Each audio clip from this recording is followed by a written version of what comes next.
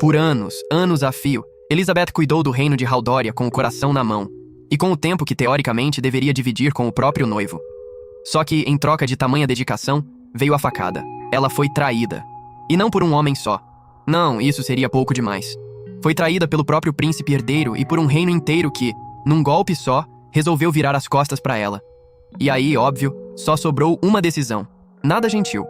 Ela ia se vingar de cada um daqueles ratos um por um. Elizabeth Leiston, filha do duque Sig Leiston, o chanceler de Haldória, sabia desde pequenininha, praticamente desde que se entendia por gente, que seria a futura noiva de Frid Haldória, o príncipe herdeiro. E como se não bastasse ter nascido com uma beleza de cortar o fôlego, ela também é workaholic assumida. Desde que pisou no palácio como noiva, acabou virando, sozinha, a responsável por basicamente toda a administração do reino. Mireille, dama de companhia de Elizabeth, vive de coração na mão vendo a moça trabalhar feito uma condenada até altas horas, inclusive cobrindo, na marra, as responsabilidades do príncipe, enquanto ele curte a vida por aí, de festinha em festinha. Mireille chega a soltar que é covardia, pura covardia, jogar todo o peso do reino nas costas da própria noiva. Só que Elizabeth a repreende na hora. Não deixa ninguém mesmo falar assim do seu noivo, nem que seja a mais pura verdade. A real, no fundo, é que o príncipe só atrapalha. Ela nem precisa daquele homem criança para dar conta de nada sozinha.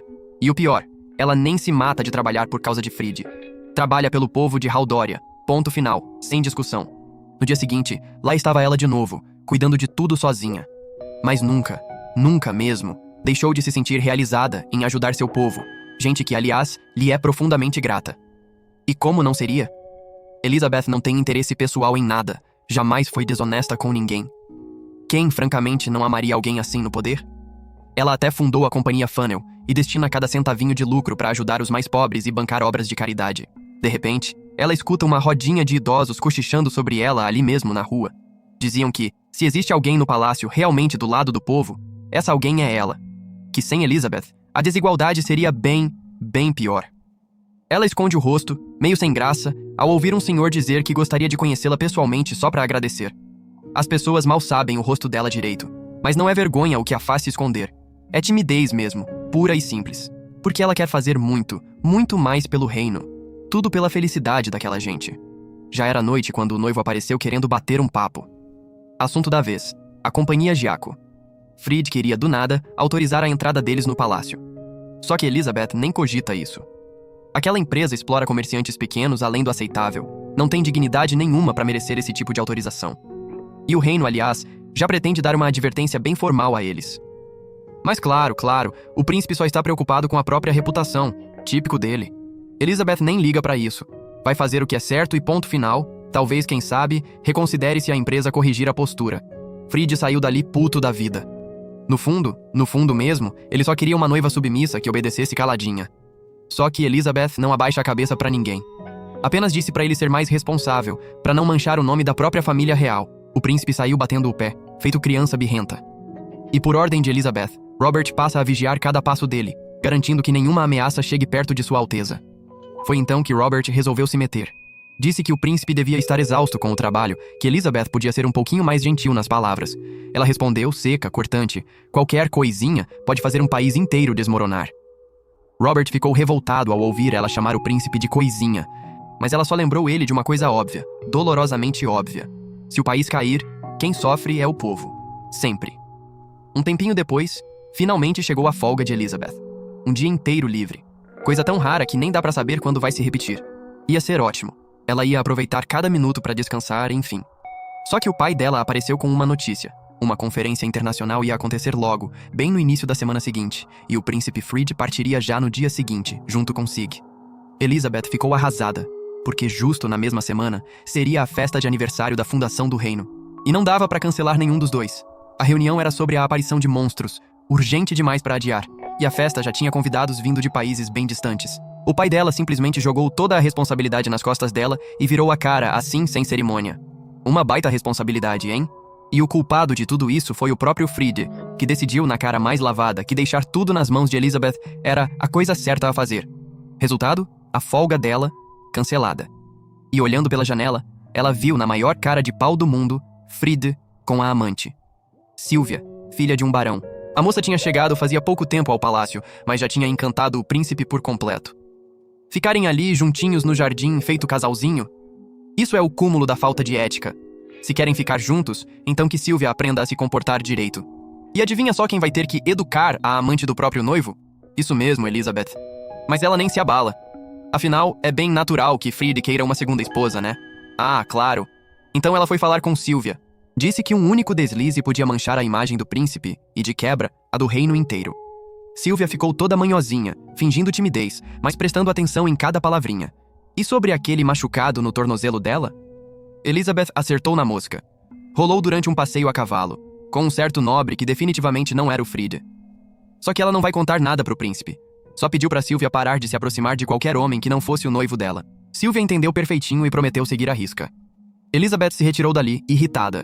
Foi aí que Friede apareceu, bem na hora certa pra curtir um tempinho com Sylvia, e percebeu lágrimas nos olhinhos dela. E a cínica, ora essa, fez ele acreditar que quem a tinha machucado fora Elizabeth. Se fez de santa, se fez de vítima, disse que a culpa era toda dela. Friede, é claro, óbvio, decidiu dar um castigo pesado na noiva por mexer com sua queridíssima Sylvia. Dias depois, bem no meio da festa de aniversário do reino, Friede humilhou Elizabeth na frente de dezenas e dezenas de convidados. Gritou aos berros que ela tinha empurrado Sylvia de uma escada. Terminou o noivado ali mesmo, na hora, e mandou a moça direto pras masmorras. Ela nem perdeu a postura. Só negou tudo, calma, olhando nos olhos de todo mundo, sem tremer. Mas nem chance de defesa deram a ela. O próprio Robert aprendeu dizendo: "Quem acabou manchando o nome de Sua Alteza foi você." E ainda disseram, veja só, que Sylvia tentou protegê-la, assumindo a culpa pra si mesma. Típico. Foi aí que Elizabeth entendeu, num estalo amargo. Tinha sido traída por todos. Armaram tudo pra cima dela. Presa, acusada de tentar assassinar a queridinha do príncipe. E de brinde? Porque não bastava. Friede aproveitou o momento para anunciar publicamente seu novo noivado, com a senhorita Sylvia. A notícia correu até os pais dos dois. Só o pai de Friede achou a atitude do filho uma idiotice completa. Queria voltar correndo para a Haldoria e resolver aquilo na marra. Mas Sig nem ligou. Só soltou um "ela dá um jeito sozinha" e virou as costas para a própria filha mais uma vez. Os dois decidiram deixar o problema só com ela mesma. Afinal, se não conseguisse resolver sozinha, já era sinal de que nunca tinha sido digna de ser noiva de príncipe nenhum. Um mês se passou, e Elizabeth continuava trabalhando. Mesmo presa, veja bem. Sério, é de dar dó o tamanho da inutilidade daquele príncipe. Foi então que uma presença surgiu nas masmorras. Ela percebeu na hora, mal precisou olhar 2 vezes, chamou o guarda pra perto e com um simples estalar de dedos, o hipnotizou e o pôs pra dormir. Era a Mireille. Veio contar que o pai dela e o próprio rei também tinham dado as costas. Elizabeth ficou arrasada. Todo mundo só queria empurrar trabalho pra cima dela e sumir feito fumaça. E tinha mais. A companhia Funnel, aquela que ela mesma fundou com tanto carinho, estava sendo investigada por ordem do príncipe, que espalhou por aí que era tudo coisa de golpista. Friede assumiu o controle da empresa e com toda certeza estava tramando alguma sujeira. Se deixassem ele no comando, muita gente inocente ia sofrer as consequências. Elizabeth se sentiu na obrigação de resolver aquilo. Foi então que Mireille resolveu jogar a real na cara dela, com todo o respeito do mundo, mas sem papas na língua. Mireille lembrou que foi a própria Elizabeth quem a salvou, lá atrás, quando a família dela ruiu, e a única escolha que sobrava era virar escrava ou viver na rua. Por isso, Mireille carrega uma gratidão enorme por ela. E é justamente por isso que dói tanto, tanto, ver Elizabeth sendo tratada feito ferramenta descartável pelas mesmas pessoas que ela sempre ajudou. Mireille não ia perdoar aquilo de jeito nenhum. E completou direto. Por que ficar se matando por um reino desses? Foi aí que Elizabeth parou. E finalmente enxergou o tamanho da injustiça. Ainda assim tentou defender o povo. Eles não têm nada a ver com isso. Mas Mireille não deixou barato. Disse que era o próprio povo que andava manchando a honra dela, espalhando por aí que ela agiu por ciúme e tentou matar a filha de um barão, que estava tentando roubar o trono do príncipe. Mentiras plantadas pelo próprio Friede. E o povo, claro, só acredita nele. Diziam até que Elizabeth era a encarnação de um monstro, prestes a destruir o reino inteiro. Mireille sentenciou: "Não existe perdão pra gente que viu Elizabeth se doar por completo, e mesmo assim, a abandonou por causa de boato barato." Fora que o próprio pai e o rei já tinham dado as costas fazia tempo. E o pior de tudo? Um príncipe imbecil que nunca, jamais, enxergou o valor dela. E uma amante cheia de golpe que armou tudo, só pra colocar chifre nele depois. Foi aí que os olhos de Elizabeth finalmente se abriram de verdade. Ela deu um soco daqueles na parede e agradeceu. Decidiu ali mesmo abandonar aquele país de vez e levar a Mireille junto com ela. As duas começaram a organizar tudo na hora. aliados fora do país, já esperando as ordens dela, gente de confiança dentro de Haldoria, coletando informação em segredo. Mas antes de qualquer coisa, bom, seria educado consertar aquela parede. Mihaly desejou que os deuses abençoassem o novo destino de Elizabeth, e sumiu, feito fumaça. Todo ser nesse mundo carrega magia dentro de si, mas só uma minoria muito dedicada consegue materializar essa magia como um instrumento de verdade, em forma de espada, lança, seja lá o quê. Isso é chamado de artefato sagrado. O artefato de Elizabeth é o Grimório Beelzebub, um dos 7 grimórios. A habilidade dele?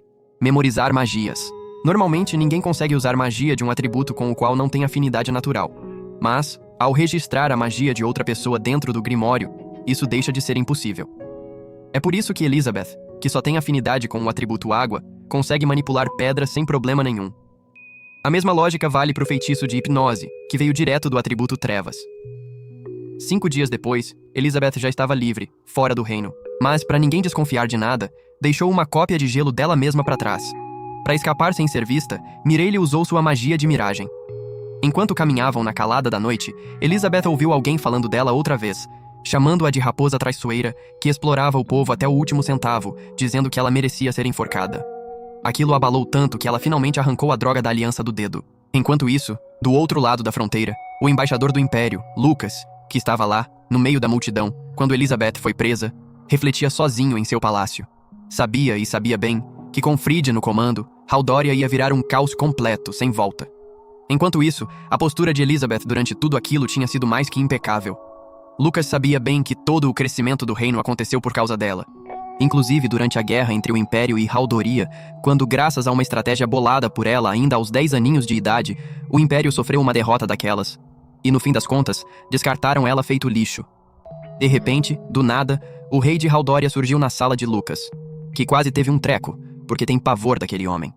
Só que o rei começou a falar com uma vozinha estranhamente feminina, e se curvou feito uma garota. Era a Elizabeth disfarçada. Lucas ficou completamente abismado com aquilo. E ela tinha um pedido na ponta da língua. Queria asilo no Império. Porque não foi só o príncipe que teve uma atitude imperdoável. Foi o reino inteiro.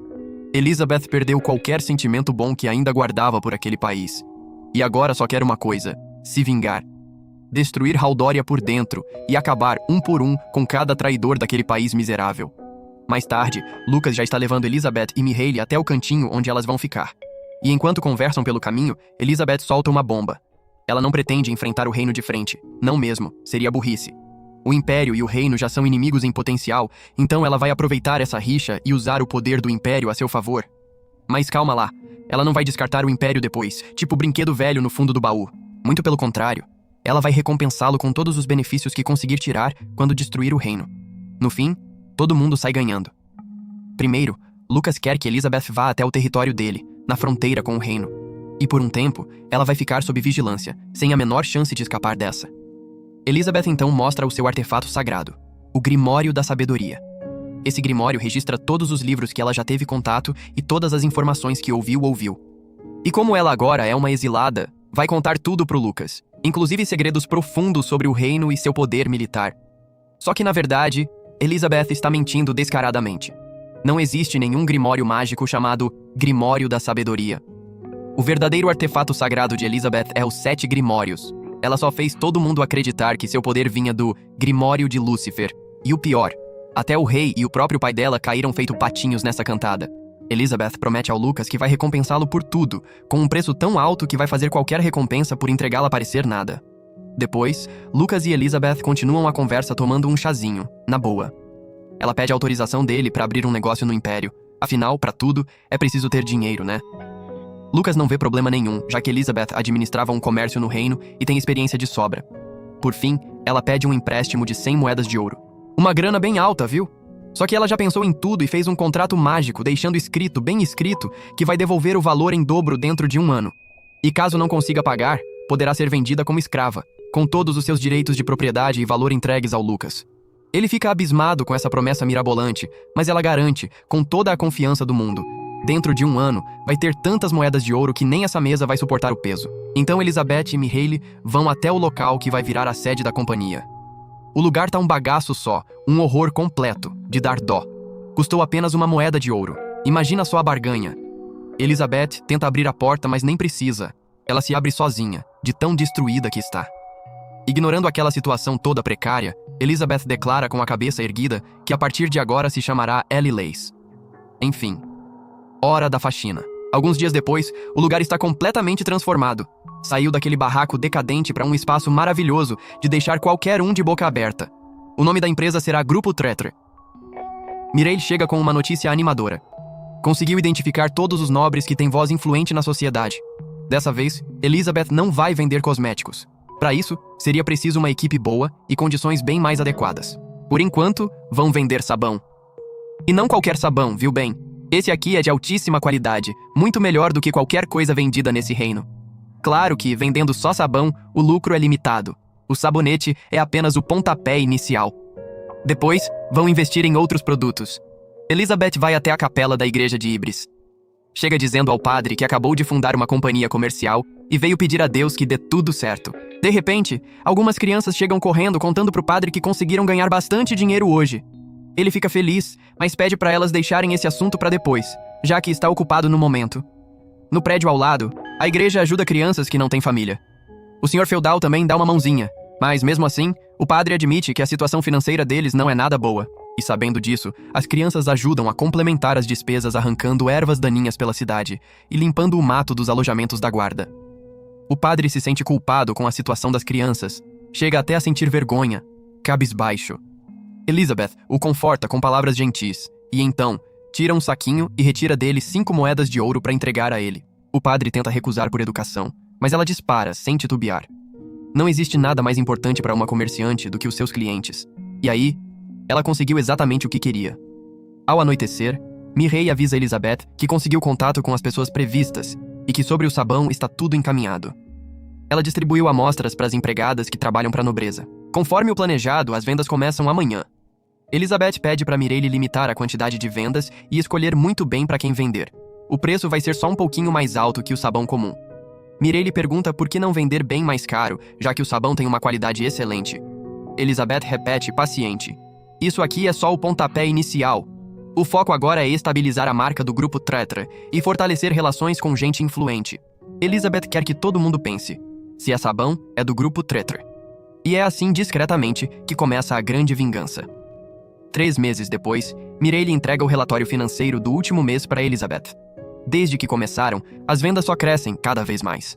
Agora já estão vendendo shampoo, loção e hidratante. Um verdadeiro sucesso, sem exagero. Também tem contatos de gente que ouviu rumores e quer comprar do Grupo Tretre. Desses clientes novos, é preciso investigar com antecedência, sem moleza nenhuma. Elizabeth pega o saquinho de dinheiro e manda Mireille doar para o padre da igreja de Ibris e para as outras obras de caridade, como sempre faz. Agora, uma pausinha é bem-vinda, e vão comer fora. Elizabeth e Mireille vão a um restaurante e continuam conversando sobre o Grupo Tretre. Falam também sobre uma companhia concorrente, a companhia Gazaru. Até agora, nada preocupante, mas é importante manter os olhos abertos, tipo, sempre de olho, sem baixar a guarda. Elizabeth sussurra para Mireille, pedindo cuidado redobrado com a fórmula do sabão, para que não vaze de jeito nenhum. Esse sabão é o que vai determinar o futuro delas, ninguém pode saber de tudo. Mireille garante que a fórmula está guardada no cofre da companhia, sob segurança rígida. Só que, sem que elas percebam, um cara chamado Grant escuta cada palavra. O presidente da companhia rival está cheio de ódio do Grupo Tretre, porque estão perdendo clientes para eles em cima da hora, um atrás do outro. Ele discute bastante com seu mordomo, dizendo que os antigos clientes andam reclamando do sabão dele e exigindo, na cara dura, o sabão do Grupo Tretre. E o problema é que os clientes escolhidos por esse grupo têm voz alta na sociedade. Ou seja, se ele comprar briga com o Grupo Tretre, vai vir toda essa gente influente pra cima dele. Grant desaparece e já é humilhado pelo presidente, que manda ele desembuchar de uma vez, sem enrolação. Grant revela que tem informações sobre o Grupo Tretre.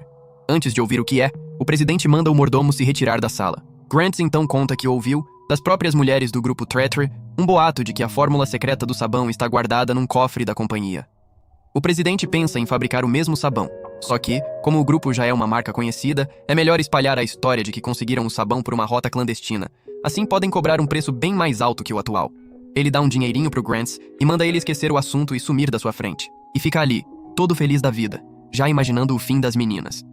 Depois de um tempo, na sede do Grupo Tretre, Mireille recolhe um relatório vindo da capital real. Nele, dizia que aquela maldita Duas Caras é, oficialmente, a noiva do príncipe herdeiro, outro imbecil da realeza. Mireille ainda está revoltada com as falsas acusações feitas contra Elizabeth, que agora é tratada como uma criminosa procurada.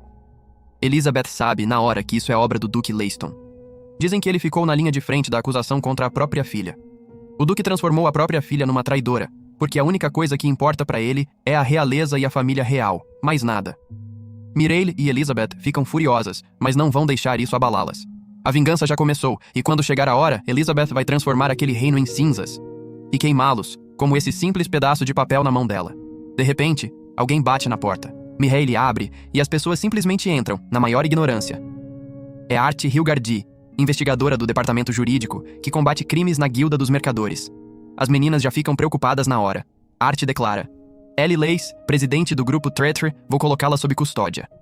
Elizabeth pergunta o motivo, e Art responde que receberam uma denúncia de que a companhia está vendendo um sabão tóxico.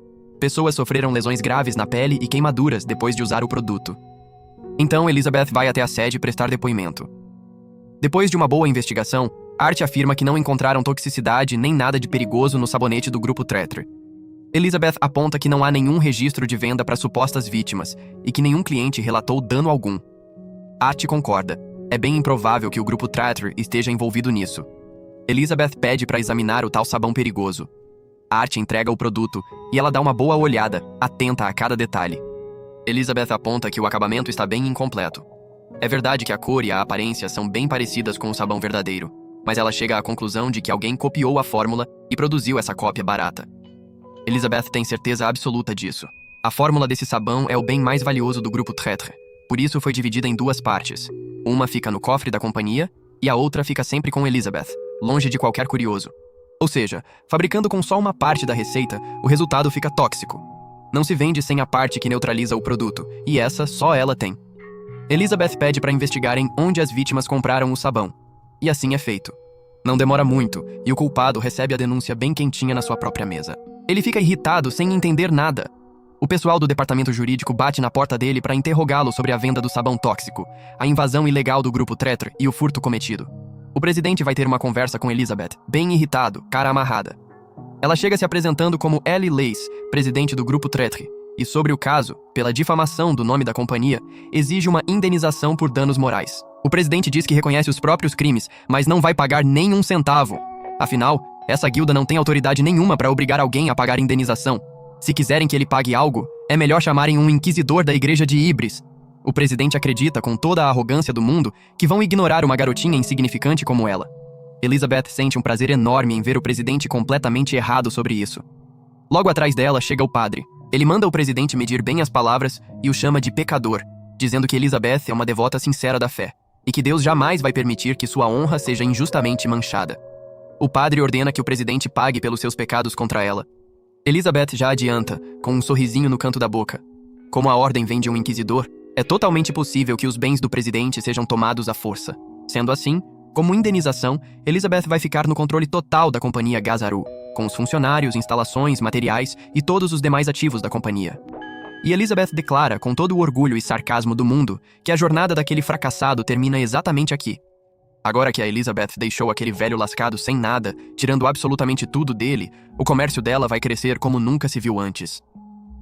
O Art se desculpa pelo transtorno todo e avisa a Elizabeth que um homem é suspeito de ter incentivado o Gazaru a roubar a fórmula do sabão. O nome desse suspeito é Grant Carlton. Ele era o responsável pela contabilidade da companhia Gazaru. Só que não existe prova nenhuma contra ele, então Grant não vai ser punido por isso, ao menos não oficialmente. Já que a companhia Gazaru foi transformada no grupo Treachery da Elizabeth, esse tal de Grant agora faz parte da empresa dela. A própria Elizabeth avisa ao Art que ela mesma vai cuidar do destino desse cara. O que vai acontecer com o Grant está totalmente nas mãos dela. A Mireille chama o Grant para uma conversinha na sala da Elizabeth. Ele aparece, e a Elizabeth já corta o papo direto. Nem precisa ficar enrolando, porque o Grant já deve saber muito bem o que ela tem para falar. Ela se aproxima dele e entrega na mão dele um saco cheio de moedas. É a recompensa do acordo que fizeram. E não é só isso. A Elizabeth ainda contrata o Grant como um dos executivos do grupo Treachery.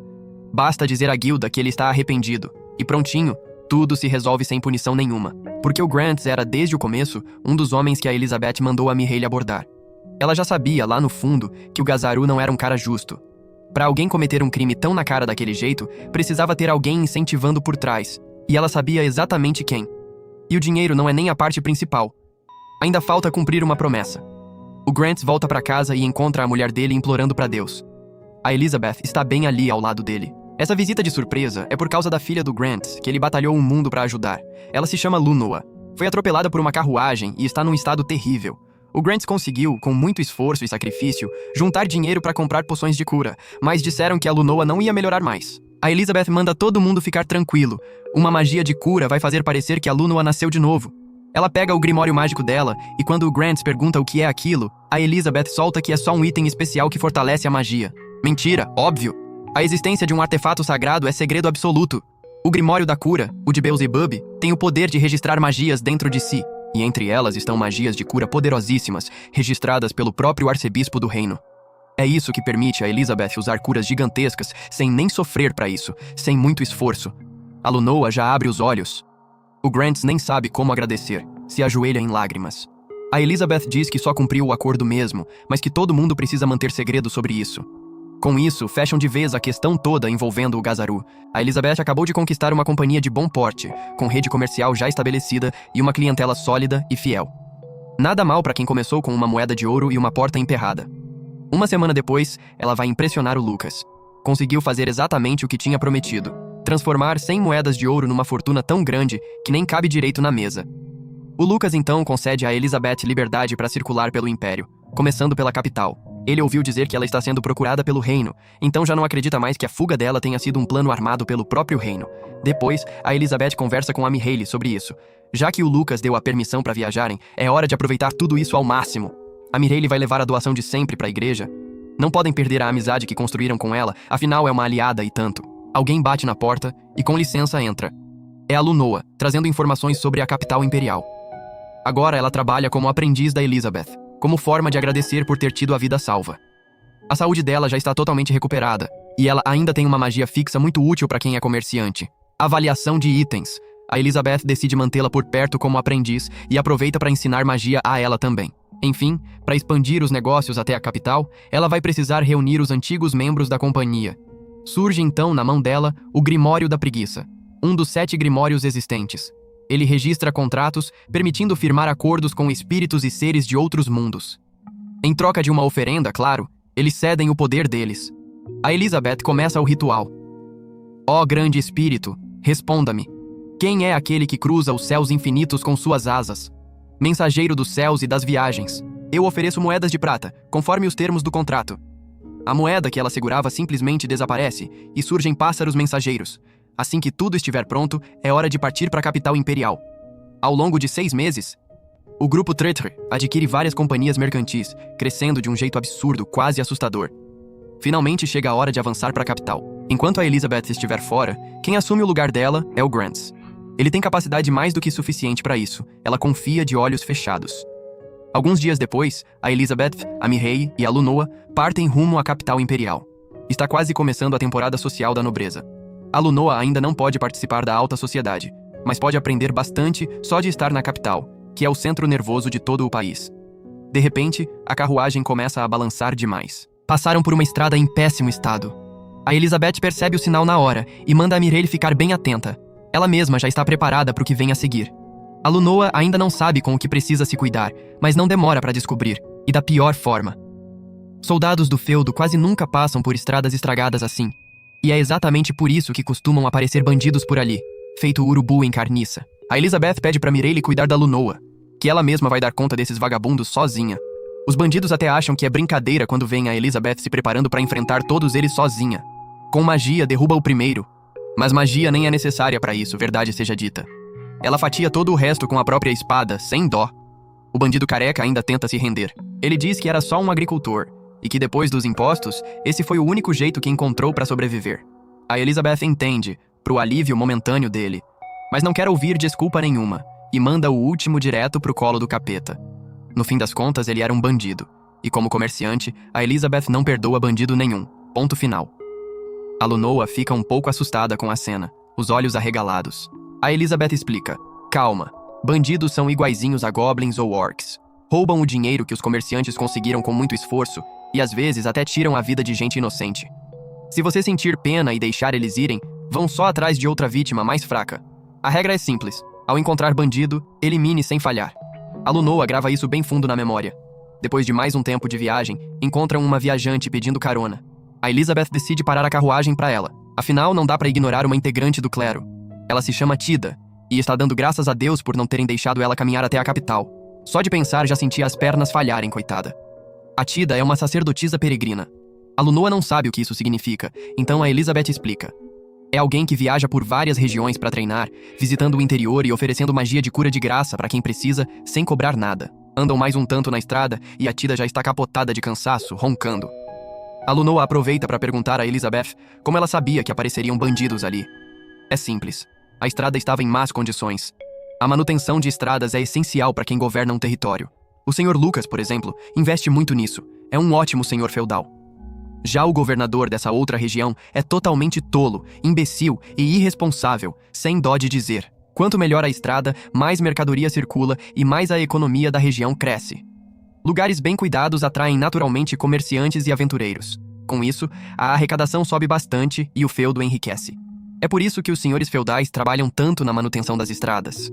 Só que nessa região específica, isso não acontece, porque o governador é uma anta mesmo, sem enrolação. A Elizabeth pergunta para Lunoa o que acontece quando as estradas estão em mau estado, só para testar se ela realmente aprendeu a lição. A Lunoa responde que o transporte de mercadorias é prejudicado e que aldeias rurais e regiões remotas deixam de receber suprimentos suficientes. Ela está certa, mas ainda falta uma parte. A Tida acorda nesse exato momento e manda a Lunoa pensar do jeito contrário. Se as estradas estão ruins, o custo para transportar comida e remédio sobe. O preço das coisas essenciais dispara. Com gasto maior, o povo compra menos e a economia cai de vez. As áreas rurais sofrem muito com isso. E agricultores sem alternativa acabam virando bandidos mesmo, por pura necessidade. As forças contratadas para combater esses bandidos também acabam encarecendo o transporte ainda mais, criando um ciclo vicioso, onde o preço nunca, jamais, para de subir. Mais um pouco na frente, aparecem mais bandidos. A Elizabeth pede para Mireille cuidar da Tida e da Lunoa, mas a Tida quer lutar também, animadíssima. A Elizabeth fica meio desconfiada, mas deixa. As duas desembarcam e combinam, no grito. Cada uma cuida da metade. A Elizabeth não gosta muito de ter a Tida ali por perto. Ela não teria a audácia de matar alguém na frente de alguém do clero. Seria falta de respeito. Ela avança e desmaia o primeiro bandido com um soco só, seco. E para surpresa dela, do outro lado, a Tida está destruindo os bandidos sem dar chance nenhuma de sobrevivência. Fez o bagaço de todo mundo, condenando eles ao castigo divino. A Tida termina o serviço dela rapidinho e percebe que a Elizabeth não matou nenhum. Deve ser respeito por alguém do clero, ela pensa, toda convencida. Mas a Tida diz que não precisa disso. Bandido só causa sofrimento pros outros, sem exceção. Então ela mesma cuida do resto que ficaria para Elizabeth. Só que um dos bandidos acaba acordando e solta um discursinho religioso. Diz que a igreja de Ibris dá às pessoas uma chance de recomeçar e implora por misericórdia de joelhos. A Tida faz uma cena inteira, só para dizer que os deuses são misericordiosos e que os homens são criaturas que cometem pecado. Quem se arrepender de verdade e mudar de coração vai ter a misericórdia dos deuses. Fala um monte de coisa bonita. E no fim, conclui tranquila que bandido não é gente e destrói a cara do coitado de novo. A Elizabeth observa tudo, pensando em repensar a própria opinião sobre o clero. Talvez tenha julgado rápido demais. Ela percebe a Tida fazendo alguma coisa ali e comentando que vale uma boa grana. São dentes de ouro. Dá pra tirar um bom dinheiro com isso. Antes de mais nada, a Elizabeth ajuda a Tida a limpar o sangue todo. A Lunoa pode se assustar com aquilo, coitada. Enquanto isso, chegam notícias ao príncipe imbecil e à víbora que ele tanto ama. O príncipe distribuiu refeições nos bairros pobres, só que de um jeito totalmente desorganizado, usando o dinheiro do Tesouro Nacional sem pestanejar. O Frídia fica bravo quando um homem vem falar para ele repensar essa situação. Segundo o príncipe, o povo só tem que agradecer por ter recebido comida, ponto final, sem questionar. O homem avisa que se continuar desse jeito, o Tesouro Nacional vai secar rapidinho. O Frid acha isso bobagem, dizendo que a Elizabeth distribuía ajuda aos pobres toda semana, sem problema nenhum, então qual é a diferença? O homem então explica, paciente. A ajuda da Elizabeth saía sempre do próprio bolso dela. Ela nunca usou nenhum centavo do Tesouro Nacional. Além disso, ela ainda dava propostas incríveis pro rei e conseguia trabalho pra gente pobre, dando a eles uma vida estável de verdade. Ajudar o povo não é só distribuir comida sem pensar em nada. Só que isso é informação demais pro cérebro do Frid, que se irrita e manda simplesmente acabar com a distribuição de comida de uma vez. Ele nem quer escutar mais nenhuma palavra do homem, enfia o dedo no ouvido. O homem fica até triste com aquilo, sabendo que tudo seria diferente se a Elizabeth ainda estivesse por ali. Ele se pergunta então onde ela estaria agora. E ela está, no momento, num bar, olhando pra Tida completamente bêbada. A sacerdotisa não para de pedir mais cerveja. Que sacerdotisa engraçada essa, viu? Digna de um episódio inteiro. Segundo a Tida, o álcool é a água da vida, mandada pelos próprios deuses. A Elizabeth não está achando a menor graça nisso, só de olhar para a cara da Tida já dá pra ver. A sacerdotisa diz que vai dividir igualzinho o dinheiro que ganhou com os dentes dos bandidos, mas a Elizabeth manda ela ficar com tudo e considerar como uma oferenda mesmo. Bêbada como está, a Tida se põe a chorar e pula em cima da Elizabeth, falando um monte de coisa sem nexo. A Elizabeth só queria que ela se afastasse. Tinha até catarro escorrendo do nariz da coitada. A Mireille e a Lunoa ficam felizes vendo a Elizabeth se divertindo desse jeito, à vontade. A Mireille comenta que, antes, não existia ninguém em quem ela pudesse confiar de verdade. O semblante da Elizabeth vivia sempre tão tenso, tão fechado. Mas ultimamente a Mireille fica muito feliz de ver a Elizabeth sorrindo com tanta alegria. Enquanto isso, o príncipe Fried fala mal daquele homem pra víbora do lado dele. Diz que só de olhar pro rosto dela já fica tudo calmo de novo, tudo em paz. A Sylvia se aproxima mais ainda, oferecendo bem mais do que apenas olhares. Os dois estão sendo observados de longe por uma bela dama, que olha pra eles com desprezo total enquanto pensa consigo mesma. Como você conseguiu ser derrotada por um idiota daqueles? Que vergonha, Elizabeth! Elizabeth e as meninas continuam a viagem rumo à capital imperial, enquanto no caminho ensinam Lunoa a controlar o cavalo. Aos poucos, dá pra ver a paisagem enorme da capital se revelando no horizonte, imponente. A capital imperial, enfim. Chegaram lá já com tudo planejado. Cada detalhe da jornada organizado com antecedência, nada deixado ao acaso. Só que, agora que chegou onde queria, Tida não vê mais motivo pra continuar junto de Elizabeth. E se despede ali mesmo, sem enrolação. Foi uma viagem e tanto ao lado dela bem divertida e prazerosa de arrepiar. Mireille se despede também, mas antes tenta meter uma ideia na cabeça da Tida, que ela não saia por aí bebendo como uma doida. Tida jura, de mãos postas, solene, que vai se comportar. No fim, é um adeus. De noite, Elizabeth, Mireille e Lunoa chegam ao hotel que já tinham escolhido para se hospedar. Só que Lunoa fica de boca aberta com um lugar tão luxuoso, ainda mais com quartos daquele tamanho. Ela até comenta que não precisava de tudo isso, que dava para ficar num lugar bem mais simples. Elizabeth então dá uma aula paciente. Não é bem assim que funciona. Nunca se sabe quem pode estar ouvindo ou observando a vida de alguém. Se ficarem numa hospedagem barata, vão ser vistas como menosprezadas na cara dura. E isso, Lunoa precisa guardar bem guardado, como lição. De repente, chega uma visita. Alguém que conhece Elizabeth há muito tempo. É Arnaud, o cara que administrava uma das filiais da companhia dela na capital do reino. E adivinha? Ele já escolheu uma mansão para Elizabeth e as outras morarem, e também o imóvel que vai virar a sede da companhia. Tudo prontinho para conhecerem já no dia seguinte. Elizabeth fica genuinamente surpresa. Nem tinha avisado nada sobre a chegada delas, e Arnaud, esse fominha por eficiência, já resolveu tudo sozinho.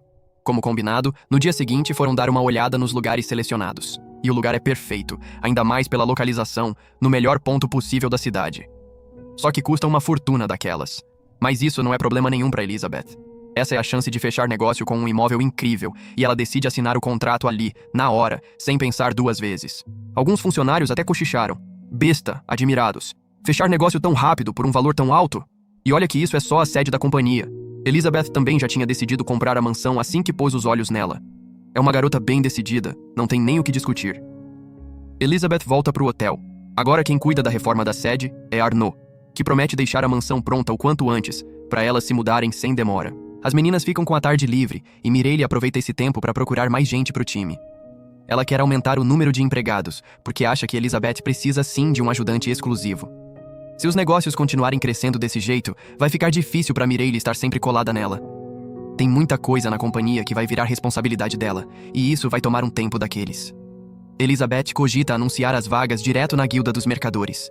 Mireille, só de escutar a ideia, já torce o nariz na hora. Não confia nem um pouco em contratar um criado qualquer para cuidar de Elizabeth de perto. Sugere então outro caminho: escravos. Elizabeth pesa bem os prós e contras antes de abrir a boca, sempre no cálculo. Escravos firmam contrato por dívida em dinheiro e costumam se encaixar em dois perfis: os criminosos e os endividados, ambos amarrados por uma magia contratual que torna a traição literalmente impossível. Elizabeth curte a ideia e lá se vão as duas sem perder tempo, direto para um comerciante de escravos. Mal entram no lugar, o clima já pesa nos ombros. Um ambiente sombrio, difícil de encarar. Os escravos ali estão machucados, esgotados, com os olhos apagados. Elizabeth sai dali frustrada, sem achar ninguém que valha a pena. A maioria é criança sem família ou comerciante que quebrou. De vez em quando, no entanto, aparece gente qualificada que, por um golpe cruel do destino, também acaba naquele mercado. Lunoa fica destruída por dentro. Aquilo mexeu fundo com ela. Elizabeth pergunta se está tudo bem, Mas não força a garota a engolir aquela cena. É só a realidade crua do mundo, e não tem muito o que fazer a respeito. Seguem para outro estabelecimento completamente diferente. Nem de longe lembra o horror do primeiro. Um escravo varrendo a entrada, percebe a chegada e recebe as duas em nome da companhia Cedric. Mireille explica que gostariam de conhecer os escravos disponíveis, e ele indica o caminho. Elizabeth reconhece o nome da companhia na hora, como um estalo. É a empresa de um sujeito conhecido como Educador. O Conselho da Guilda dos Mercadores do Império é uma máquina poderosa. Comanda os negócios de toda a região e ainda mete a colher na política do país, sem cerimônia nenhuma. Ninguém que pretenda fazer negócio no Império consegue ignorar esse pessoal. São 7 grandes mercadores ao todo, e um deles fornece talentos até para a corte imperial. O próprio mercador de escravos, apelidado Educador, dono dessa companhia toda. Numa sala reservada, são recebidas pelo presidente do lugar, Cedric Luins. E nem precisam se apresentar. Luins já sabe quem é a Ellie Leys, presidente do grupo Tretre. Elizabeth pergunta como ele conhece seu nome, e ele responde, calmo demais para ser inocente, que o grupo Tretre vem crescendo num ritmo impressionante, e os boatos correm rápido, rápido demais, até chegarem aos ouvidos dele. Elizabeth desconfia na hora. Afinal, mercadores desse calibre não teriam por que se interessar por uma empresa num território tão pouco chamativo. É bem capaz que Luins saiba exatamente quem Elizabeth é de verdade.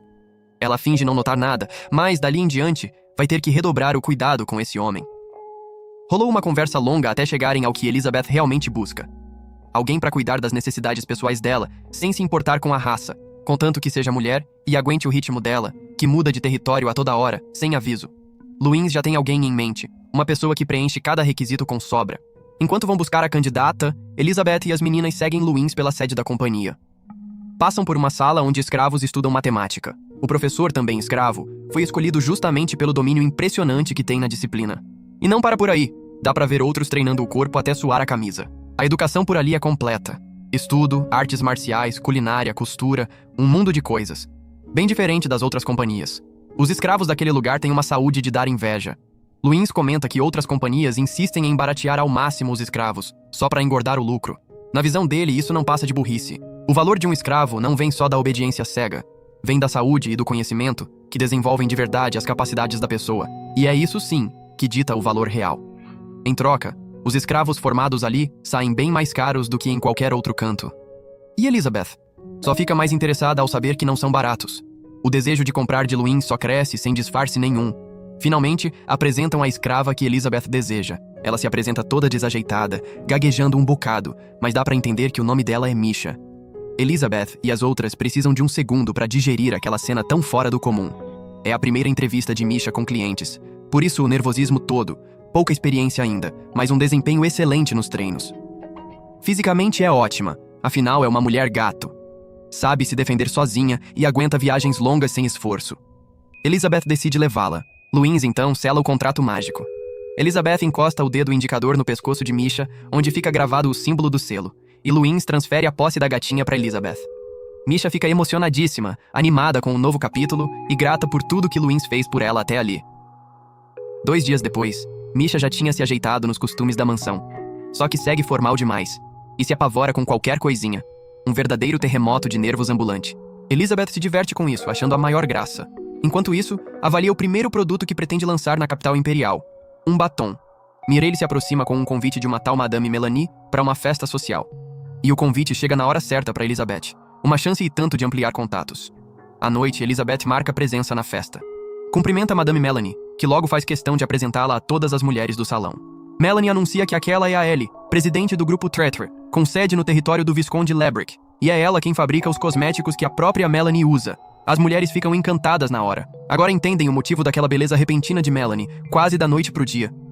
Elizabeth se vê cercada de futuras clientes, todas ansiosas pelos produtos dela.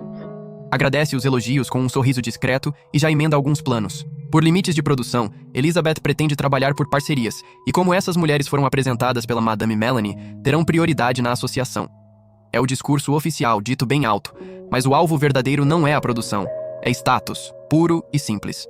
Ela sabe que quem entrar nessa associação fica em dívida com Melanie, e essa é justamente a recompensa dela por divulgar o grupo Tretre por toda parte. Melanie é gente importante de se manter por perto, com uma rede de contatos e tanto. Elizabeth aproveita o gancho e revela o novo produto da companhia, ainda nem lançado, prometendo amostras para todas ali. O plano, enfim, começa a girar. Elizabeth deixa a festa com Mihaly e prefere voltar a pé para curtir a brisa gostosa da noite. De repente, escutam vozes alteradas, agressivas, vindas de um beco, e o coração aperta ao reconhecer a voz de Tida. 3 homens cercam a garota cobrando uma dívida. Só que, óbvio, Tida não tem a menor intenção de entregar moeda nenhuma de bom grado. Daí o jeito foi resolver no braço mesmo. Tida derruba os 3 sozinha, um deles com uma ajudinha discreta de Elizabeth, mesmo sem precisar. Ela e Mihaly se aproximam e perguntam o motivo do ataque. Tida acaba confessando que trapaceou nas cartas, mas tenta dar a volta por cima, alegando que só estava pregando o amor de Deus dentro de uma taverna. Mihaly questiona, cética. Pregação apostando dinheiro? É assim mesmo que funciona? Tida empilha desculpa em cima de desculpa, cada uma mais furada que a outra, mas ninguém compra aquela história. Então sai correndo, gritando que tem alguém precisando de salvação divina em algum lugar por ali. As meninas, no fim das contas, até acham graça da cena. Lá no reino de Haldoria, enquanto isso, Sig conversa com Rosélia sobre a bagunça generalizada que tomou conta da política interna. Rosélia observa que tudo isso acontece porque Elizabeth, que antes segurava as pontas de tudo, simplesmente não está mais lá. Sieg desabafa, sem esconder o cansaço. O príncipe não resolve absolutamente nada, só piora cada situação que toca. Rosélia pergunta, sem rodeios, na lata. Ele pretende colocá-la no lugar da própria filha que abandonou? E é exatamente isso. Sieg ainda solta que Elizabeth é uma traidora, e que Rosélia devia escolher melhor as palavras. Ela devolve, seca. Vai fazer o possível para não virar traidora também um dia desses. Depois dessa troca, Rosélia dá uma passada pelos assuntos pendentes e se enche de indignação com a incompetência do príncipe imbecil, que deixou o reino chegar a essa situação vergonhosa. E remoendo o que Sig disse sobre Elizabeth ser traidora, conclui baixinho, quase num sussurro. Se fosse mesmo verdade, Elizabeth jamais teria parado no meio do caminho. Na mansão de Lucas, Elizabeth troca ideias com ele durante um café. Lucas comenta que já mencionou a presidente Ellie a sua majestade e que o rei, por ora, prefere só observar de longe. Como as ações de Elizabeth andam trazendo benefícios reais para o império, o governo não pretende intervir, o que deixa ela bem mais tranquila. Fora isso, tem o presente que Lucas deu às princesas e à imperatriz. Produtos do grupo Tretre. Elas se encantaram por completo. Elizabeth já esboça um design ainda mais caprichado para agradar de vez, deixando a maquiagem irresistível. Lucas continua sem entender direito como, exatamente, Elizabeth pretende se vingar do reino usando tudo isso. Ela sorri, colhe uma flor e pede para ele não se preocupar. É só mais uma peça do quebra-cabeça. Elizabeth vai trazer prosperidade pro império e caos puro pro reino. Enquanto fala, congela a flor na própria mão e promete a Lucas um lugar cativo na primeira fila, para ele assistir de pertinho o fim do reino. Elizabeth vai despedaçar tudo isso, com o coração tão frio quanto aquela flor. De volta a Haldoria, o rei Bulat e o duque Sig Leiston, pai de Elizabeth, comentam o desaparecimento dela. Mas o pai de Elizabeth mal esboça preocupação, alegando que não há muito a fazer, já que ela está sendo caçada por traição. Sieg emenda. Como Elizabeth sumiu e virou traidora, a nova candidata à princesa herdeira já foi definida, a senhorita Sylvie Lockett. O rei fica meio murcho com a notícia, mas reconhece que pouco pode fazer. Sig conta que, felizmente, os assuntos de governo antes travados voltaram a andar graças à senhorita Rosélia, que assumiu as funções que antes eram de Elizabeth. O rei sugere, então, colocar logo Rosélia como candidata. Mas Sieg pondera. Ela já está noiva, e esse noivado foi arranjado pelo próprio rei como forma de compensá-la por ter sido cotada para princesa antes. Ele avisa que, se esse compromisso for desfeito agora, o escândalo de Elizabeth pode abalar ainda mais a credibilidade da coroa. Tudo que resta ao rei é concordar, resignado, porque sabe muito bem que o filho inútil dele só sabe estragar tudo o que encosta. Enquanto isso, o príncipe inútil derruba com facilidade um dos cavaleiros num treino de espadas. Solta um sermão em cima do cara, dizendo que ele é fraco demais e precisa lembrar que veste a armadura de cavaleiro de Haldoria. O cavaleiro se desculpa e agradece pela instrução, cabisbaixo. Mas assim que o príncipe se afasta, comenta com os colegas que até perder de propósito dá um trabalhão daqueles. O careca completa. Se por acaso vencerem o príncipe sem querer, é certo acabarem exilados em algum forte perdido na fronteira. Concordam que ele até puxou algum talento do pai, mas como não se esforça nadinha, nunca vai ficar forte de verdade. Chegam a comentar que, se o príncipe fosse metade do que Elizabeth é, talvez melhorasse um pouco. O que os cavaleiros não sabiam é que o príncipe ouviu cada palavra, e aquilo o deixou fervendo por dentro. Ser comparado a Elizabeth, só de escutar o nome dela já bastava para tirá-lo do sério, repetindo para si mesmo que ela é uma traidora, e que essa comparação é humilhante demais. Nesse instante, avista Sylvie saindo furiosa de um quarto, e ela se atira nos braços dele, alegando que uns homens tentaram forçá-la a algo. Feito o mimado que é, o príncipe se enfurece na hora e exige explicações. Os homens esclarecem que, como Sylvie vai virar rainha, precisa da educação apropriada. Mas feito uma criança mimada, ela recusa na hora, batendo o pé. O príncipe apaixonado garante que ela não precisa fazer nada contra a própria vontade, porque só o fato de estar ao lado dele já basta e sobra. Pouco depois, o casalzinho recebe a visita de uma comerciante de joias chamada Chris. Ela conta que, além de joias raras vindas do Oriente, trouxe também lenços de um tecido raríssimo e mais alguns mimos. O príncipe reclama para Chris que a corte anda o desprezando, comparando-o com Elizabeth o tempo todo. Mas garante, cheio de convicção, que Elizabeth era uma pessoa terrível, que maltratava Sylvie sem dó, e foi exatamente por isso que a expulsou. Chris, esperta, finge concordar na lata, dizendo que tudo aquilo, o que Elizabeth fez e o que o povo comenta, é um absurdo, já que ele é o príncipe herdeiro. Sylvie pergunta a opinião de Chris sobre a situação. Ela então sugere que o príncipe recupere a própria dignidade de herdeiro. Ele pergunta como, e Chris responde, através de feitos militares. Explica seu raciocínio. O povo quer governantes fortes, capazes de protegê-lo. E com méritos conquistados em batalha, ninguém mais ousaria menosprezá-lo. O príncipe fica pensativo, percebendo que precisaria de uma guerra de verdade para alcançar algo assim. Lembra do tratado de paz assinado com o Império, e Chris pondera que invadir o Império diretamente seria loucura. Mas um estado vassalo já seria outra conversa completamente diferente. O príncipe e Sylvie continuam na sala, ele remoendo como conseguir esse tal feito militar, já que nenhuma guerra está em curso no momento. Nessa hora, Rosélia entra, pro total azar dele. Chega já disparando. Graças à incompetência de um certo alguém, o reino inteiro está trabalhando noite e dia sem descanso. E esse mesmo alguém ainda chama uma vendedora ambulante só para fazer compras. Rosélia arremata que, se fosse ela, morreria de vergonha só de pensar nisso. O príncipe exige respeito, mas Rosélia rebate que ele até consegue ser engraçado de vez em quando, sem querer. Afirma que respeito é reservado a quem merece, e pergunta se ele acha mesmo que se enquadra nessa categoria. Ele tenta jogar a última cartada. É o príncipe herdeiro, e isso, por si só, já garantiria o respeito. Isso só desanima Rosélia ainda mais que dispara. Tudo que ele tem de orgulhoso é o próprio nascimento, mais nada. Ele fica ainda mais furioso e solta que ela não passa de filha de um duque qualquer. Mas Rosélia o rebaixa de vez. Logo ele, que não consegue nem tocar o governo sem a ajuda dessa mera filha de duque, se acha no direito de dizer uma coisa dessas? O príncipe emudece, porque sabe que ela está certa, mesmo que a verdade corte fundo. Ela continua. A família dela não é feito uma certa casa ducal por aí, que se comporta como o cachorro que abana o rabo e rola de barriga para cima diante da realeza. Obviamente, fala da família de Elizabeth. Tudo o que resta ao príncipe é engolir em seco, porque sabe que a casa ducal de Rosélia é uma das mais poderosas do reino. Detém as maiores forças militares, e a ordem de cavaleiros deles supera até a da própria coroa. Ele sabe que transformá-los em inimigos seria um problemão gigantesco. Então um criado deposita uma pilha de documentos na mesa, e Rosélia avisa que trouxe uma tarefa até dentro das capacidades dele. Basta saber assinar o próprio nome, já resolve. O príncipe tenta insultá-la de volta, mas Rosélia manda ele passar a chamá-la, dali em diante, de assistente especial do príncipe herdeiro da casa Fadigal. Ele fica confuso. Como assim assistente especial? Rosélia explica que é um cargo criado pelo próprio rei, para dar suporte a um herdeiro incompetente. Olha então para Sylvie, já tremendo de medo, e se pergunta: será que superestimou Elizabeth, se ela foi trocada por alguém assim? Mas, reparando melhor em Sylvie, conclui que talvez fosse insignificante demais para sequer aparecer no radar de Elizabeth. Antes de sair, ainda solta que é ridículo pensar que Elizabeth teria disputado com ela por um homem desse calibre. O príncipe fica furioso, e ao folhear um dos documentos, percebe que são contratos de apoio aos estados vassalos. Se enfurece de vez, dizendo que não há motivo para sustentar esses parasitas. Mas logo se lembra do que Chris sugeriu e arquiteta um plano nada honesto. Decide alterar algumas cláusulas desses contratos para fabricar a guerra de que tanto precisa. Enquanto isso, Elizabeth debruça os olhos sobre o mapa, estudando o novo ponto de produção dos seus produtos. O local escolhido fica no interior, dentro do Viscondado de Lebrick, numa vila chamada Sirona. E como há uma estrada importante cortando bem por ali, o lugar parece ser perfeito, quase feito sob medida. Elizabeth confirma, está tudo certo, podem seguir em frente. Pergunta para Misha como anda a agenda depois disso. Misha responde que, à tarde, Elizabeth tem reunião marcada com a companhia Bran, e à noite jantar com o Visconde Naba. Aí Misha solta a dúvida. A companhia Bran não seria concorrente direta do grupo Traitre?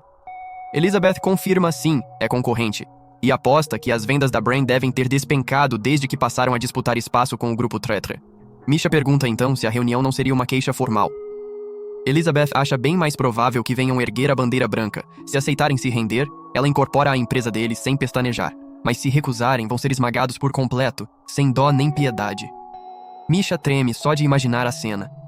Já o Visconde Naba, pelo jeito, quer uma filial do grupo Traitre dentro do próprio território.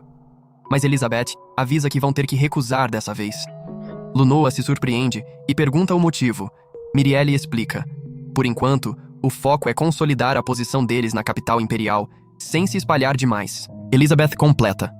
No futuro, pretende abrir filiais em outros territórios também, e por isso faz questão de manter uma boa relação com o Visconde. Diz então que vai ao jantar levando só a Lunoa. A garotinha se assusta e pergunta o porquê. Elizabeth explica que vai ser uma ótima chance para ela se acostumar a lidar com a nobreza. Lunoa já fica um caco de nervos só de pensar em ter que enfrentar aquela gente.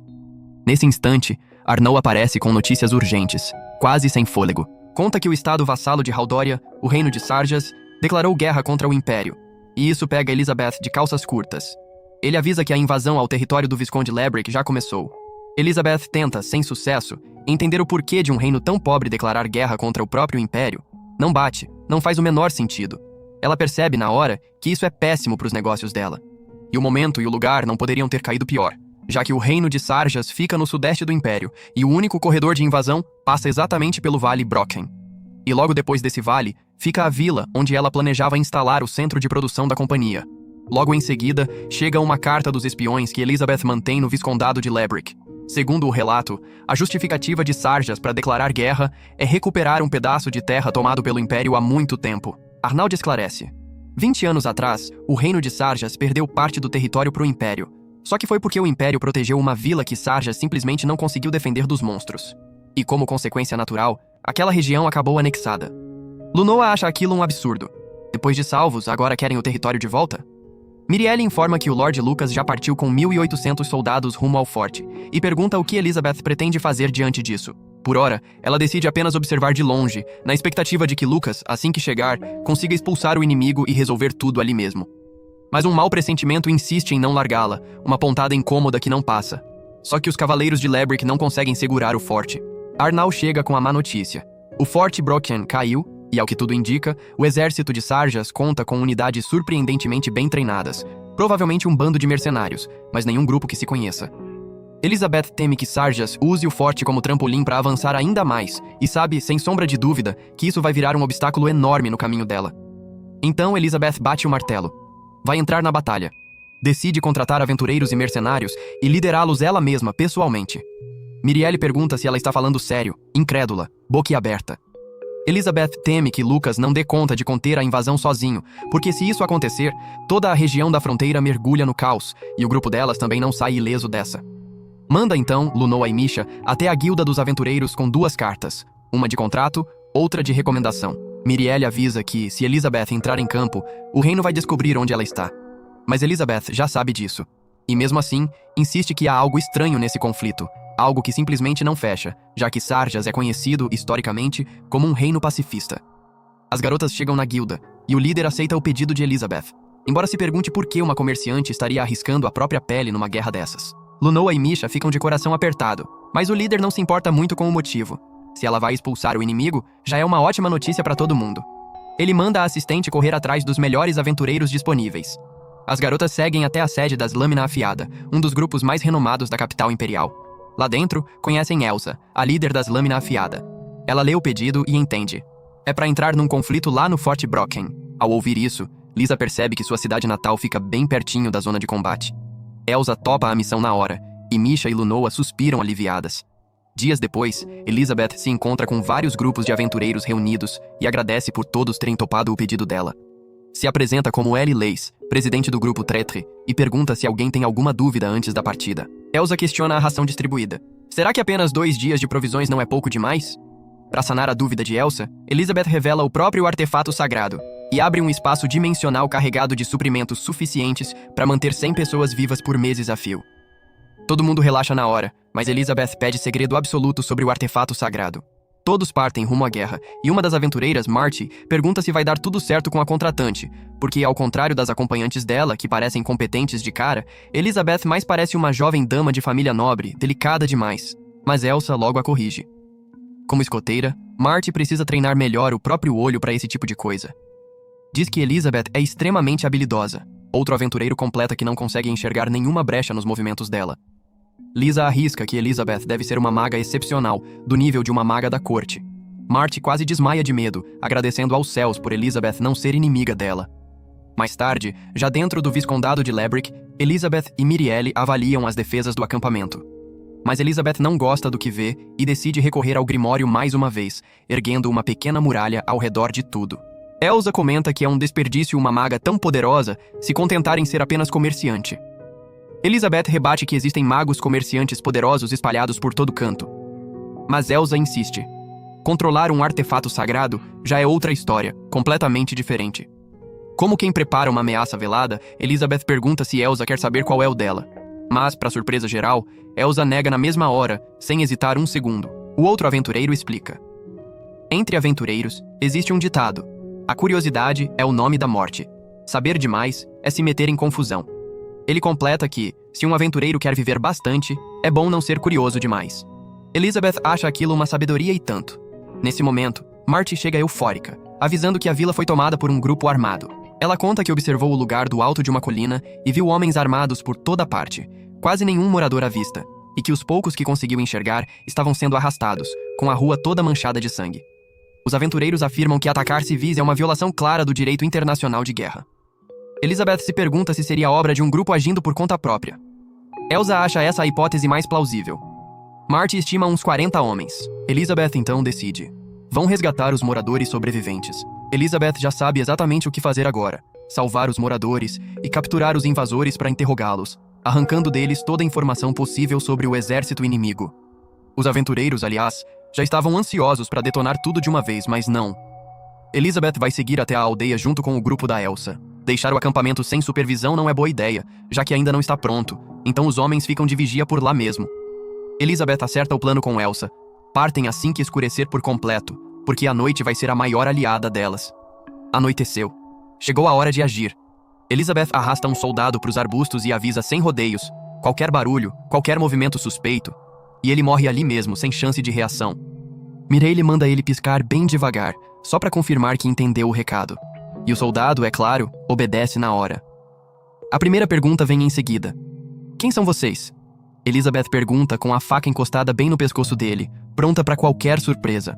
O soldado, em desespero, confessa que são do reino de Haldória e que o príncipe herdeiro prometeu dinheiro para quem se alistasse no exército. Quando tudo começou, o Fried estava bem perto da fronteira fazendo treinamento militar. Elizabeth se desconfia na hora, porque o Fried sempre arrumava uma desculpinha esfarrapada para fugir de treino, e não faz o menor sentido ele estar ali por acaso. Parece que o Fried já sabia de antemão que ia estourar um conflito. E então tudo se encaixa na cabeça de Elizabeth. O pequeno reino de Sarjas tem uma dificuldade enorme com a questão alimentar.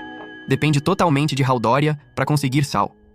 E quem cuida dessa parte, ou deveria cuidar, é justamente o Fried. Antes, era Elizabeth quem preparava os documentos e o Fried só assinava.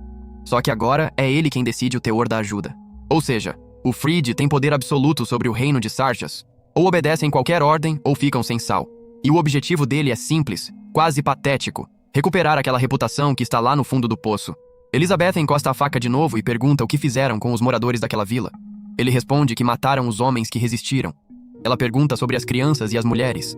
E o soldado, sem jeito, gagueja que trancaram todas em casa e fizeram várias coisas. Não quis dizer exatamente o que, mas todo mundo já sabe do que se trata. Elizabeth suspira, fundo, e avisa que vai ensinar uma coisinha para esse soldado. O que fizeram foi uma violação gravíssima do direito internacional de guerra. O soldado tenta se justificar dizendo que foi ordem do príncipe herdeiro. Elizabeth fica abismada. Então foi mesmo aquele lixo que ordenou o ataque. Ela sabe que o Império não vai fechar acordo de paz nenhum, e provavelmente vai cobrar na mesma moeda. Se algo sair do controle, é guerra grande, sem volta. Agora que o soldado entende a gravidade da própria situação, Elizabeth manda ele desembuchar tudo o que sabe, e assim consegue as informações que precisa para caçar os outros guardas. Só que, quando Elizabeth já se afastava com a companhia, o soldado pede para ir junto. Diz que quer lutar ao lado dela para pagar pelos próprios pecados, por todos os moradores que feriu. Elizabeth vira o rosto para ele e fatia o pescoço na hora. Essa conversa de pagar pelos pecados, como se o mundo fosse um mar de rosas, é pura bobagem. Gente desse tipo vai pagar por tudo o que fez, indo direto pro inferno.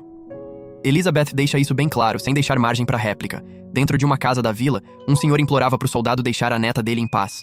Só que o soldado nem escutava. Não passa de um cão no cio mesmo. De repente, alguém bate na porta. Um dos soldados vai atender a visita e acaba esmagado, depois fatiado ao meio, junto com a própria porta. Elsa ataca o cão e o imobiliza no chão.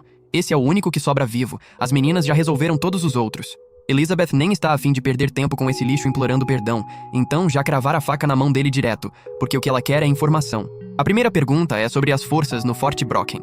Se ele soltar algo útil, ganha o perdão de Elizabeth. O soldado revela onde milícias e mercenários estão posicionados, e ainda avisa que esses caras são bizarros, fora do comum. É tudo que ele sabe.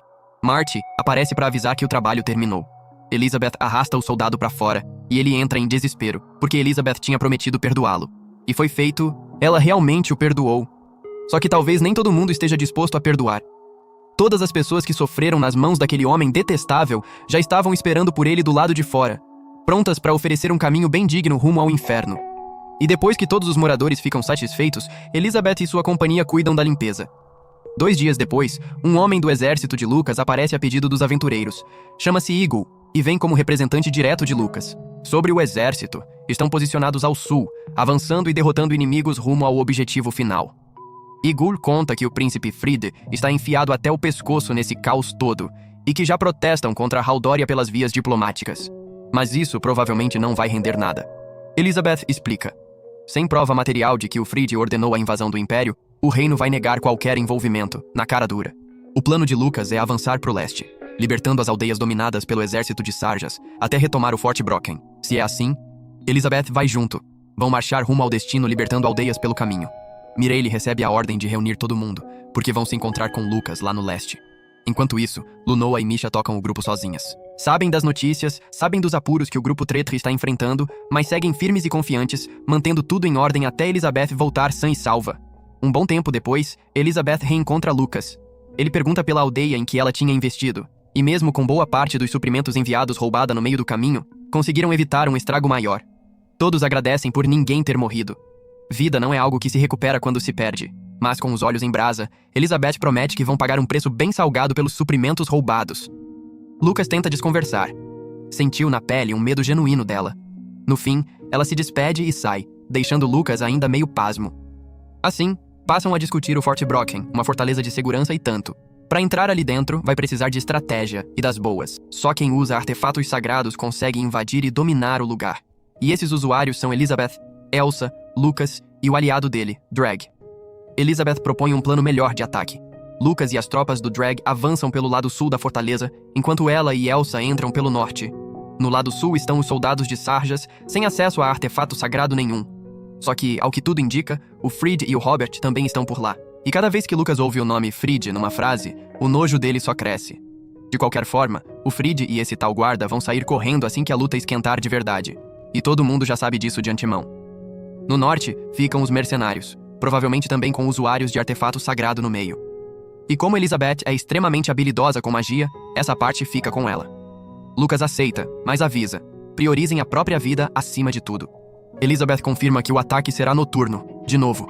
A escuridão continua sendo a maior vantagem delas. A hora finalmente chegou. Elsa e Elizabeth estão prontas para o combate.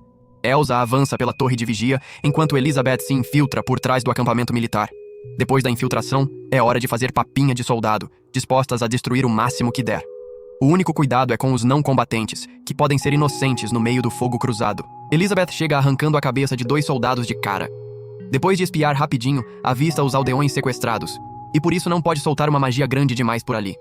Faz chover pedras de gelo sobre os soldados, seguindo no ataque com magia e com a própria espada. Os soldados tentam se organizar para defender e revidar, mas essa formação não vale nada, absolutamente nada. A magia de gelo poderosíssima que Elizabeth lança suga vidas num piscar de olhos. Os soldados são congelados e viram estatuazinhas de gelo. Ela repete a dose com outros 2 soldadinhos tagarelas demais. Do outro lado, Elsa escuta perfeitamente o estrago que Elizabeth está fazendo. O primeiro mercenário tenta esmagar a Elsa, mas acaba perdendo o pescoço no processo. Ela percebe rapidinho que esses mercenários vão dar muito mais trabalho do que imaginava a princípio. Mesmo assim, Elsa segura a onda com tudo. Só que encarar vários ao mesmo tempo, com um cara ali dando ordem pros outros, complica bastante as coisas. Elsa é cercada, e em vez de se entregar, joga a própria espada pra longe, e desperta o artefato sagrado dela, a Fênix Espada. Elizabeth sente a energia mágica na hora, reconhece que vem do artefato de Elsa, e entende ali que é bem ali que está o verdadeiro alvo. A capacidade física de Elsa dispara, a regeneração também, Até flecha acertando nela vira picadinha de inseto. Elsa segue encurralada, mas Elizabeth surge com o Grimório de Beelzebub e bota fogo em todo mundo. O comandante se apavora ao ver 2 usuárias de artefato sagrado ali dentro, e manda os soldados recuarem na mesma hora. Ele parte pra cima de Elizabeth, que se defende só com o próprio braço. E o comandante entende o motivo ali, na hora. Elizabeth não troca golpe de espada com espada porque carrega a arma mágica lâmina alada. Corta qualquer coisa com facilidade absurda, só que é complicadíssima de manusear. O comandante quer saber quem ela é, afinal, uma espada dessas devia estar trancada no tesouro real de algum país. Elizabeth só responde: é só uma comerciante. Com um golpe seco, afasta o comandante, só que ele segura uma granada na mão. Joga a granada de luz no chão, cegando todo mundo por um instante. Quando a poeira baixa, o comandante já está junto de alguns homens, e bem no meio do grupo está o príncipe Grint, do reino de Sarjas. Elizabeth corre pra cima quando percebe que estão fugindo levando um rolo mágico, mas é tarde demais, escapam pela brecha. Pelo menos o objetivo principal foi cumprido, e isso já é alguma coisa. No dia seguinte, todo mundo se junta para bolar os próximos passos. A fortaleza foi retomada, o exército de Sarjas expulso, mas o verdadeiro imbróglio começa exatamente agora. Lucas cogita cobrar indenização de Haldoria pelos estragos. O príncipe herdeiro é um fracasso ambulante, só que o duque, esperto que só ele, vai destruir toda e qualquer prova e negar qualquer participação do reino nessa história. Lucas chega à conclusão, só resta mesmo invadir o reino de Sarjas. De repente, Ygul chega correndo sem fôlego com uma notícia quentíssima. Sarjas ergueu a bandeira branca e pede rendição. E no meio deles está ninguém menos que Robert Arty, o cavaleiro real do próprio Fried. Nesse caso, só uma pessoa vai encarar essa conversa: a própria Elizabeth. O pedido de Elizabeth para falar com Robert cara a cara foi aceito sem demora. Robert levou um susto ao vê-la. Entendeu tudo num piscar de olhos. Os cavaleiros de Haldoria não têm a menor chance de vitória. Não com Elizabeth lutando do outro lado. Ela quer saber, sem rodeios, o que o levou a se render. O motivo é simples, quase óbvio. Ele não aguentava mais assistir ao sofrimento que Fried vinha impondo a gente inocente. Lucas avisa a Robert que a invasão de Sarjas está prestes a começar. E garante que ninguém ali pretende causar estrago gratuito, sem motivo nenhum. Como Robert pensa exatamente igual, decide se juntar a Lucas e Elizabeth de vez. Já no reino de Sarjas, o príncipe Grint relata a Fried tudo o que aconteceu na fortaleza. Fried achou aquilo um absurdo dos grandes. E de quebra, ainda desdenhou da força militar dos reininhos pequenos, feito o perdedor arrogante que é, incapaz de encarar a realidade. Mesmo assim, Fried segue cheio de confiança, afinal deixou seus homens de prontidão para qualquer imprevisto perto da fortaleza. De repente, um soldado aparece desesperado com um relatório na mão. Perderam contato com a unidade de Robert, e é bem provável que tenham sido derrotados, ou se rendido. Assim que descobre a notícia, o covardão do Fried já cuida de arrumar as malas e fugir de Sarjas. Abandona Grint sem a menor cerimônia e exige que ele negue qualquer envolvimento, nem dele nem de Haldoria, nessa confusão toda. E ainda ameaça: se Grint ousar abrir a boca, Fried acaba com o pequeno reino de uma vez. Depois de dias avançando sem grandes tropeços rumo a Sarjas, Lucas, Elizabeth e o exército finalmente chegam à capital. A meta é tomar a capital sem precisar travar uma batalha daquelas. E até aqui, o sangue derramado foi surpreendentemente pouco, graças em boa parte às instruções de Robert, e deve continuar assim, se ele estiver certo, claro. Elizabeth se aproxima de Robert, com um quê de empatia genuína. Ela entende o peso do que ele sente. Afinal, Robert traiu Fried, a quem tinha jurado lealdade com a própria espada. Mas está na cara. O errado, em toda essa história, é o príncipe. Com palavras gentis, sem pressa, Elizabeth vai conquistando a confiança dele aos poucos.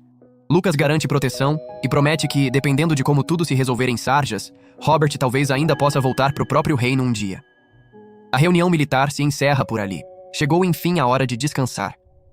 Assim que Lucas se retira, Robert se curva diante de Elizabeth e pede desculpas por tudo que fez, um ano atrás, quando confiou de olhos fechados em Sylvia e em Fried. Elizabeth, com um sorriso leve, diz que isso já ficou para trás e que a culpa no fim foi dela mesma.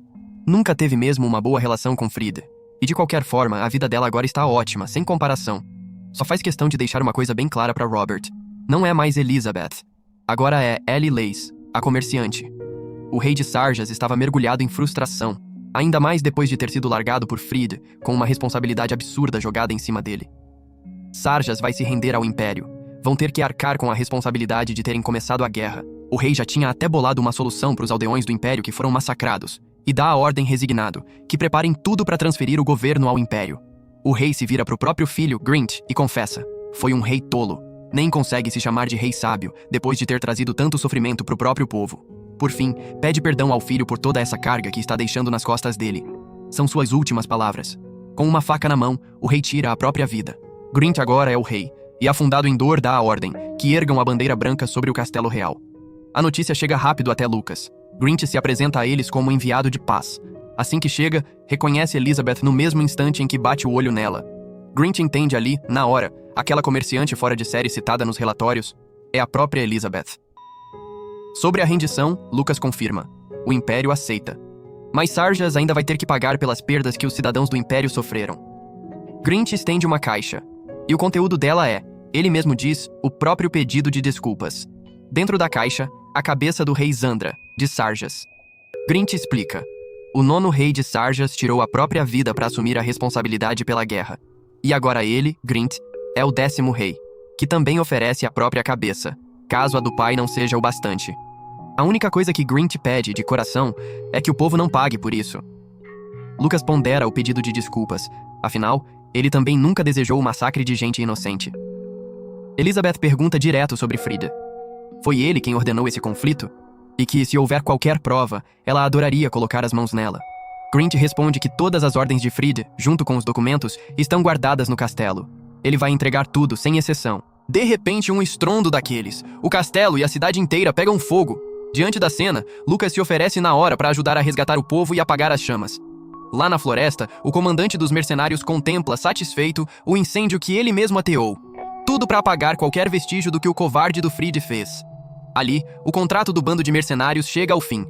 Todos se dispensam sem cerimônia e voltam cada um para sua terra. Lucas, Elizabeth e Grint vasculham o que sobrou das chamas. De olho vivo, Elizabeth pergunta a Grint quem seria, afinal, aquele grupo de mercenários. Mas a resposta vem fraca demais. Só foram contratados por causa dos conflitos, e Grint não tem informação nenhuma sobre eles. Elizabeth manda prendê-los na mesma hora. Tem certeza absoluta de que estão envolvidos no incêndio. Pode até passar por acidente para quem não presta atenção, mas há sinais claros, evidentes, de que foi proposital. Além do mais, Elizabeth reconhece a mesma energia mágica que sentiu ao enfrentar aqueles mercenários antes. A intenção deles era clara: queimar qualquer prova do envolvimento de Haldoria.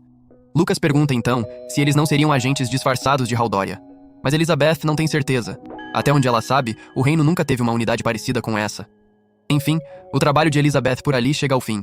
Está na hora de voltar para o Império. Lucas pede que ela tenha cuidado na estrada, mesmo sabendo lá no fundo que Elizabeth não vai ter o menor problema.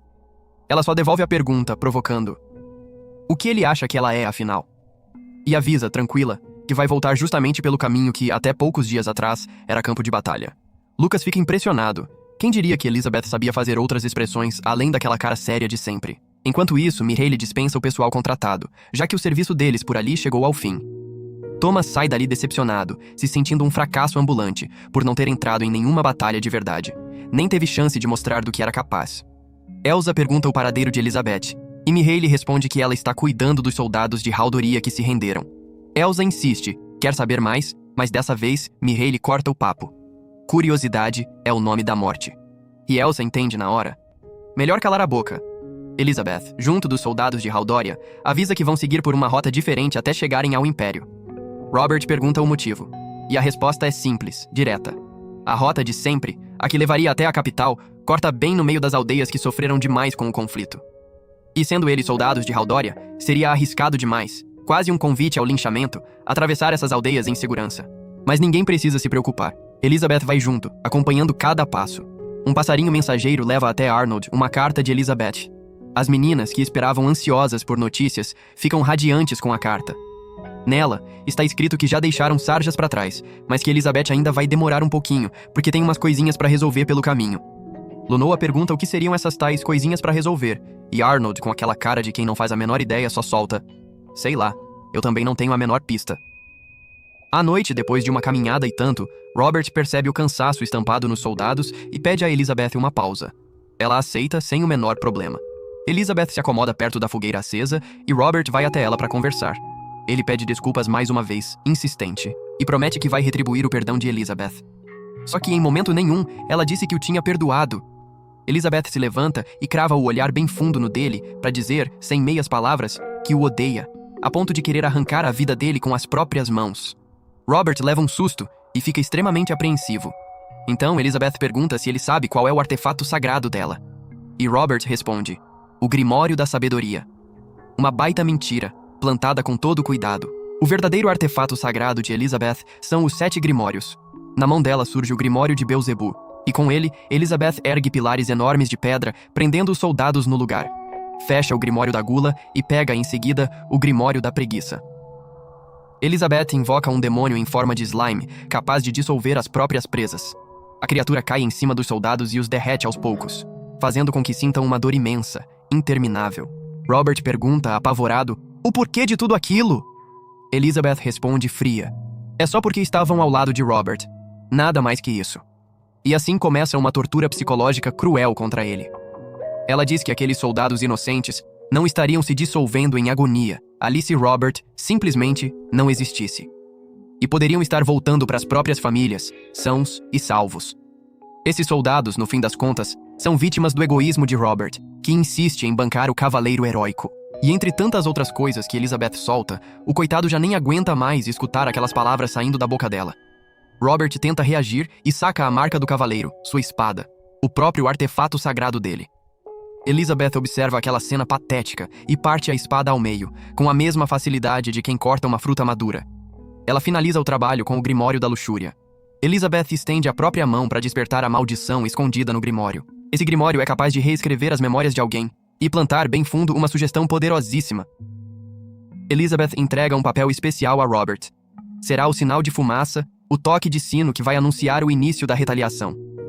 Robert, enfim, vai servir para alguma coisa, pelo menos uma vez, no fim da própria trajetória. E por hoje é isso. Antes de encerrar, um salve gigante pra galera que sempre aparece pra assistir até o final. Vocês são umas lendas. E se você tá empolgado com o que vem por aí, já deixa o like, se inscreve e ativa o sininho pra não perder nadinha. Obrigado por assistir e até o próximo vídeo.